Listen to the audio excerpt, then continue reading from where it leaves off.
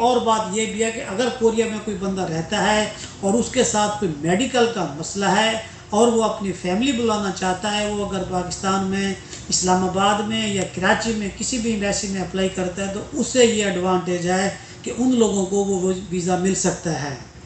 अस्सलाम वालेकुम, मैं हूं साउथ कोरिया से अब्बास हुसैन और आप अपना पसंदीदा देख रहे हैं यूट्यूब चैनल कोरिया पाक इन्फो। प्यारे दोस्तों, आज की मेरी वीडियो पाकिस्तान में जो कोरियन एम्बेसी है उसकी जो लेटेस्ट अपडेट है उस बारे में है, क्योंकि जब से कोरोना वायरस आया है तो काफ़ी सारे लोग ऐसे हैं पाकिस्तान में जो कोरिया आने चाहते थे किसी भी वीज़े के ऊपर, तो उन्हें जो पाकिस्तान में कोरियन एम्बेसी है उनसे जो लेटेस्ट इन्फॉर्मेशन है और जो सही इन्फॉर्मेशन है वो उनसे नहीं मिल पाती। और काफ़ी सारे दोस्त मेरे से रब्ता कर रहे थे कि इस बारे में हमें बताएं कि वहाँ की अब क्या सूरत हाल है और लोगों को वीज़े दे रहे हैं या नहीं दे रहे, और वीज़े दे रहे हैं तो कौन से दे रहे हैं, और इसके अगर नहीं दे रहे तो ये कब तक ये सारा सिलसिला चलता रहेगा। पहले दोस्तों, इस वक्त जो पाकिस्तान में कोरियन एम्बेसी है उसकी जो सूरत हाल यही है कि अब गुज़श्ता 3 महीने से 2 महीने से जो इससे कुछ टाइम पहले कुछ लोगों के वीज़े लगे थे और उन लोगों में विजिट या बिजनेस वीज़े भी थे और कुछ फैमिलीज़ काफ़ी सारे लोगों को भी वीज़े लगे थे और लोग यहाँ आए भी थे। लेकिन अब गुज़श्ता 1 महीने से थोड़ा ज़्यादा टाइम हो चुका है, तकरीबन 1.5-2 महीने होने वाले हैं। तो इस टाइम के दौरान उस टाइम से लेकर अब तक यानी कि अब 16 यानी कि जुलाई तक इस वक्त तक जो वहाँ की सूरत हाल है बहुत ही ख़राब है। एम्बेसी तो खुली हुई है, वो अपना जो ऑफिशियल काम होते हैं वो तो करते हैं, लेकिन जो वीज़ों के हवाले से है तो वो तकरीबन जो विजिट वीज़ा है, जो बिजनेस वीज़ा है या जो टूरिज़म वीज़ा है वो पाकिस्तान से अभी तक बंद है। क्योंकि कोरिया में जिन लोगों ने वैक्सीन लगवाई हुई थी डबल डोज, ख़ास तौर पर जो यूरोपियन लोग हैं उनके लिए इन्होंने यहाँ पर छुट्टी दी थी कि आप विजिट वीज़े के ज़रिए कोरिया आकर सैर के लिहाज से आ सकते हैं। लेकिन पाकिस्तान में अभी तक ये खाता उन्होंने सिलसिला नहीं किया, उन्होंने विजिट वीज़े अभी तक शुरू नहीं किए। और उसके बाद जो लोग फैमिलीज़ वाले हैं, ये जो लॉन्ग टर्म वीज़े हैं, तो उनके बारे में भी मेरी खुद अब कोरियन से बात हुई थी, क्योंकि मेरी अपनी फैमिली का वीज़ा था। तो जब कोरियन से बात की तो उन्होंने कहा कि आप डॉक्यूमेंट्स जमा करा दें, नाम वगैरह बताया, सारा कुछ बताया, डॉक्यूमेंट्स जमा भी कराया। लेकिन 25 दिनों के बाद 20 दिनों के बाद वहाँ नेट के ऊपर लिखा हुआ डिनाई का मैसेज शो हो रहा है और उसकी जो रीज़न है वो उन्होंने नहीं बताई। जब कॉल करके पता करते हैं तो वो लोग उसके बारे में भी कोई ख़ास बात का सही तरह रिप्लाई नहीं करते। तो इसका मतलब यही है कि जो लॉन्ग टर्म फैमिली वीज़ा है, जिसे F1 या आप F3 भी कह सकते हैं, तो वो भी अभी पाकिस्तान से नहीं दे रहे। लिहाजा आप अगर आप उसके लिए अप्लाई करते हैं तो आप समझ लें कि ये आपके पैसे ज़ाया करने के बराबर होंगे। क्योंकि हमारी फैमिली पहले 2 मरतबा कोरिया आ चुकी थी, अब तीसरी मरतबा दोबारा वीज़ा लगवाना था, क्योंकि जब वो गए थे तो उनका वीज़ा ख़त्म हो गया था, तो उन लोगों को भी नहीं मिला और वो बाकी लोगों को कैसे दे सकते हैं। इसके अलावा जो वहाँ पर जो स्टूडेंट हैं, जिन लोगों ने वो यूनिवर्सिटी में अप्लाई किया हुआ है, अगर वो सेल्फ पर हैं तो उनका तो बहुत मुश्किल चांसेस हैं। लेकिन जिन्होंने गवर्नमेंट के बिहाफ पर गवर्नमेंट स्कॉलरशिप ली हुई है उनका तो 100% मिल जाएगा। और जो हाफ स्कॉलरशिप जो यूनिवर्सिटी अदा करती है और हाफ खुद करते हैं तो उनका भी रिस्क वाली बात है। लेकिन आप ट्राई कर सकते हैं, एम्बेसी भी खुली हुई है, सारा अमला भी है, आप खुद कॉल करके पता करें और अपने डॉक्यूमेंट्स लेकर जाकर अप्लाई करें। लेकिन फैमिलीज़ वालों को जो पक्के वीज़े हैं, जिनके यहाँ पर E7 है या F2 है, उन लोगों को भी वीज़ा नहीं दे रहे, तो फिर आप लोगों को वो कैसे दे सकते हैं। देखा जाए तो ये नामुमकिन है। अब ये जो सूरत हाल है, ये सूरत हाल बिगड़ी इस वजह से है कि क्योंकि गुज़श्ता 1 हफ्ते से यानी कि आप 7 जुलाई के बाद अगर कोरिया के हालात देखें तो यहाँ पर कोरोना वायरस की जो चौथी लहर है उसने काफ़ी गर्दिश की है और यहाँ पर काफ़ी सारी तादाद में केसेस आ रहे हैं। बल्कि 1000 से लेकर 1300 के करीब केसेस आ रहे थे।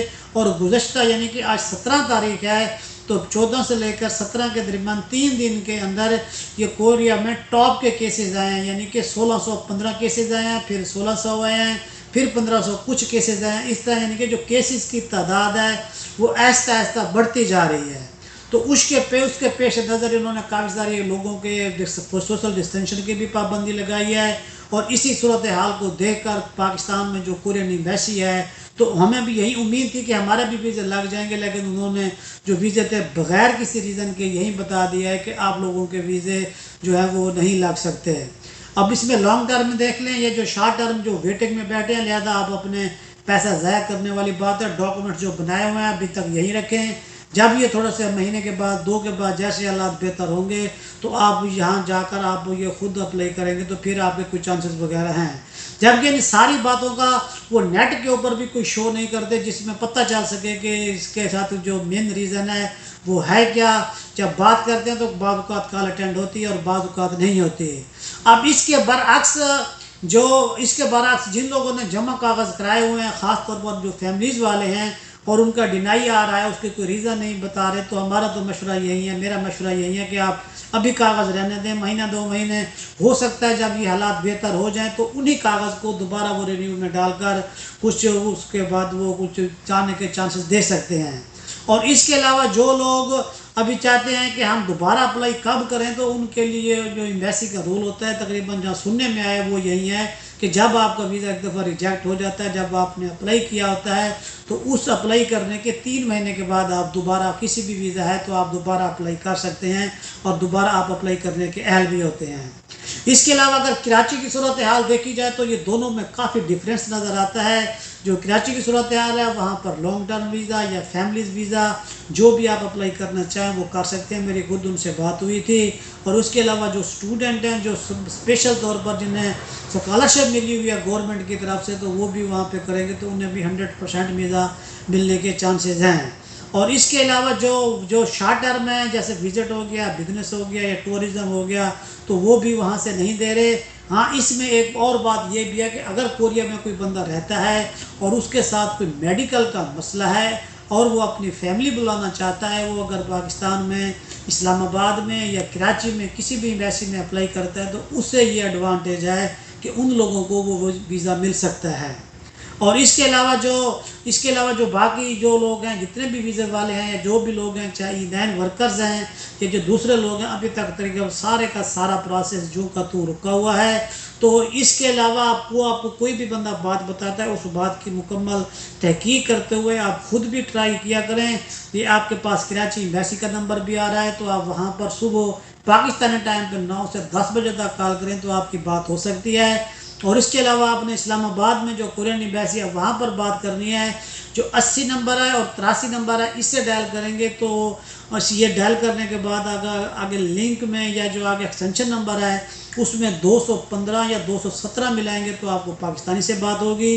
और अगर 242 मिलाएंगे तो आपकी कोरियन से बात होगी। कोरियन आपको सही और बेहतरीन और मुस्तनद खबर बता सकता है। और आपने डायरेक्ट अगर कोरियन से बात करनी है, ये जो आपके साथ नंबर है, जो ये 81 वाला लास्ट में 81 आता है, इस पे बात करेंगे तो इससे भी जो वीज़ा सेक्शन में कोरियन होता है उससे आपकी बात हो सकती है। ज़्यादा आप सब्र करें, परेशानी की कोई बात नहीं है। ये एम्बेसी टू एम्बेसी काम होता है, ये खुलेगी क्योंकि बहुत सारे लोग जाते हैं, ऑफिशियल लोग भी जाते हैं, इन्वेस्टर भी जाते हैं, लिहाजा ये काम रुक नहीं सकता, चलेगा। लेकिन कोरोना की बढ़ती हुई लहर, इस लहर की वजह से और कोरिया में बढ़ते हुए केसेस की वजह से तो ये बहुत सारे मसले मसाइल हैं, इसलिए उन्होंने इस काम को स्लो किया हुआ है। जबकि एम्बेसी वगैरह काम भी कर रही है और खुली हुई भी है। मज़ीद इन्फॉर्मेशन के लिए आप इन्हीं नंबर पर रब्ता करके भी उनसे मालूमात ले सकते हैं। दुआओं में याद रखिएगा। एक नई वीडियो के साथ फिर मुलाकात होगी। अस्सलाम वालेकुम।